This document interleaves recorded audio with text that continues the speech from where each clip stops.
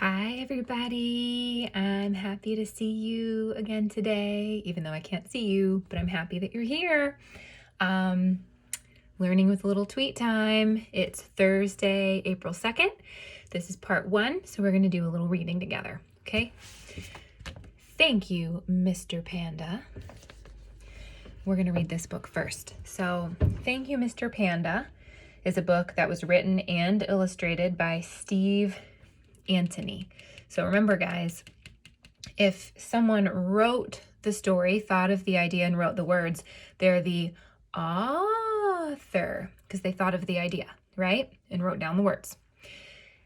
The person who does the pictures is the illustrator. So Steve Antony did both. He's the author and the illustrator. I don't even know if I've actually ever read this book. It's called Thank You, Mr. Panda. Let's see what it's about.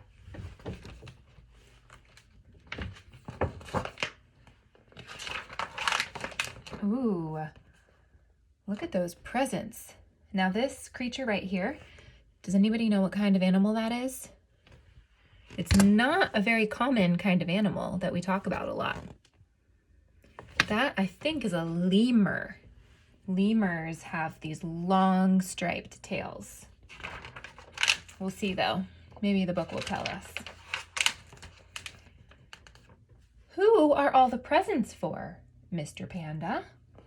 My friends.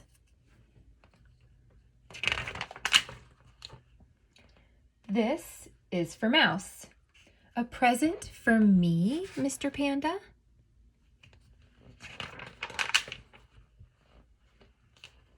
But it's too big. It's the thought that counts. Look at Panda's face. How do you think he feels about that? I think he feels kind of disappointed that the present's too big for Mouse. This is for Octopus. A gift for me, Mr. Panda? But I have 8 legs. Okay, so 1, 2, 3, 4, 5, 6. There's only 6 socks, and he's saying, but I have 8 legs. And the little lemur says, it's the thought that counts. I bet that didn't make Mr. Panda feel very good either. This is for Elephant. I will open it later.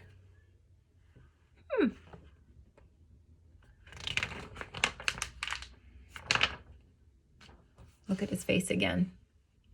I don't think everybody's having very good manners. What do you think?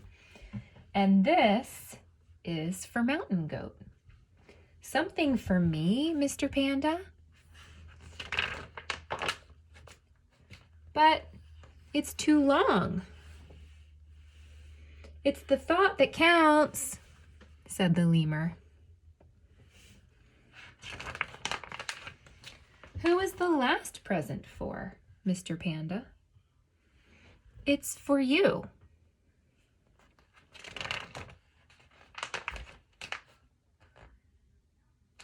Thank you, Mr. Panda.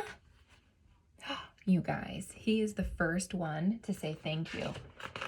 And I don't even think he's opened it yet. He hasn't even opened it yet, and he's already saying thank you. That is just so nice. You guys know how to have good manners. I know that. Let's see what it is. You're welcome. But remember,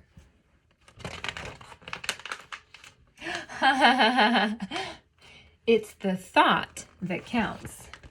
Oh my, it's big undies. That's funny. Look at that face that Panda's making. And now here are all the animals with their different presents, and none of them were quite right. But it's the thought that counts, and we still say thank you, right? And the only one who said thank you was that little lemur. And that's the end. All right, guys. One more book. This one's called Not Norman, a goldfish story. Ooh, the author's name is Kelly. I wonder if you know anybody else named Kelly. Kelly Bennett is the author, and the illustrator is Noah Z. Jones. Not Norman, a goldfish story. Okay. This is interesting. So in the front, it looks like a fish bowl, but it's wrapped up like a present maybe. I wonder why. Let's see. Now I know why. When I got Norman, I didn't want to keep him. I wanted a different kind of pet, not Norman. So it must be his birthday. And Norman, there's that wrapping paper, and he got unwrapped. Norman, the fish, must have been a birthday present. And here there's a book that says, Your Fish and You. That's interesting. So this book also, he received a gift, and I don't think he said thank you, just like in the other book. He said, I wanted a different kind of pet, not Norman. I wanted a pet who could run and catch, or one who could climb trees and chase strings. A soft, furry pet to sleep on my bed at night, not Norman. So all of these things he's dreaming about, his goldfish can't do. A goldfish can't run and play catch, or climb trees, or chase strings, or sleep in your bed, right? I wonder if any of you have felt that way before. All Norman does is swim around and around and around and around and around and around and around and around.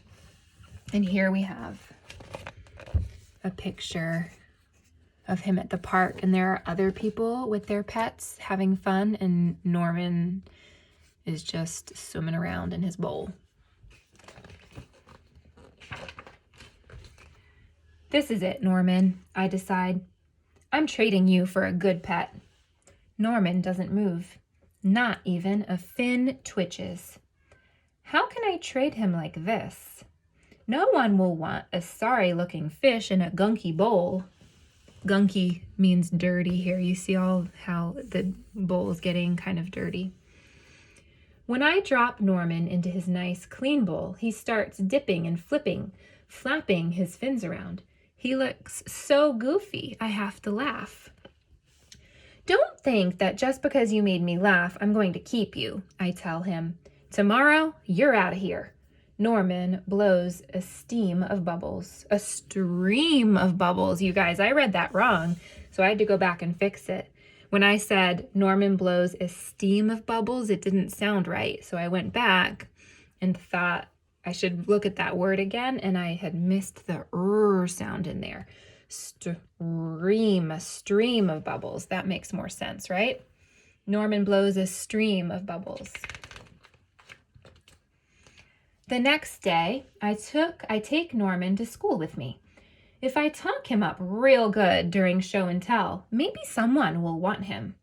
On the way there, we see my friend Austin. Austin has a real cool dog and 7 puppies. Want to swap one of your pups for Norman? I ask. Who's Norman? Asks Austin. My goldfish, I say. By the time I rescue Norman, half his water is gone. Oh, look at that. So while he was talking to his friend, Austin, look what's happening over here. And then you can see, oh no. Look how Norman, look at his face. How do you think he feels about that? Definitely frightened, right? If I were a goldfish and there were big tongues dipping into my bowl, I'd probably feel the same way. I'm sorry, I tell Norman when we get to school. I'm really sorry. He just stares at me all googly-eyed. So look, now he's filling him back up, his bowl back up with water. Finally, it's my turn to show and tell. Just as I start to talk about goldfish, Emily shouts, "Jenny's gone! Who let my snake loose?" Oh no. Missing snake in the classroom. That's probably not good. But let's look at this little sign. So when he was going to do show and tell, he had made a little sign that says, "Norman, one amazing fish." You can see some of the things that other people have for show and tell. I wonder where that snake went. Let's find out. Does anyone hear the story of how I got Norman? Does anyone even ask to hold his bowl? No. They're all jumping and screaming and chasing the snake. Not Norman. He's looking right at me.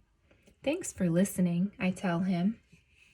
Oh, look, I see the snake tail.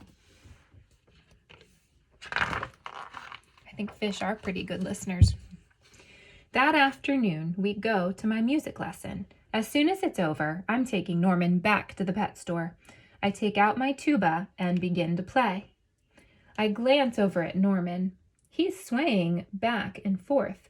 Glug, glug, glug, glug, he mouths. Look, Norman's singing, I say.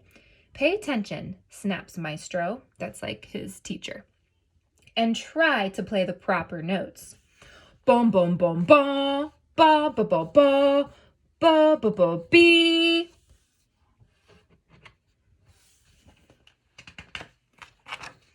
Maestro makes me stay for extra practice. By the time my lesson is over, it's too late to go to the pet store. Don't think that just because you like my music, I'm going to keep you, I tell Norman. He glugs.